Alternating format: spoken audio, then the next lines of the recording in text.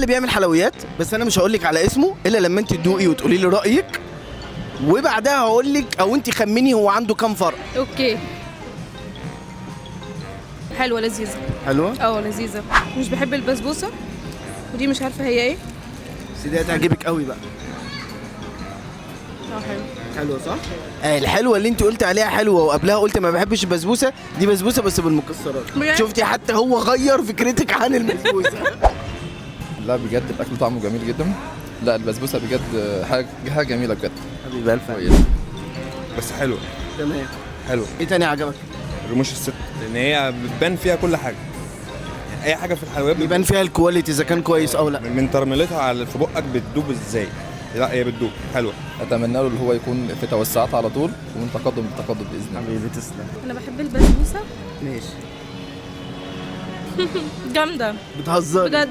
حلوه قوي. ده محل اسمه الملكه، فتح في ابشواي وبيفتح فرع جديد برضه في ابشواي، وبيوصل للفيوم، وبيتحدى اي حد علشان خاطر الكواليتي بتاعه، هو بيشوف انه اعلى كواليتي. لا حلوه قوي، وجربوا يا جماعه بجد هتتبسطوا. هو الاكل طعمه تحفه قوي، وبرشح المكان لاي حد.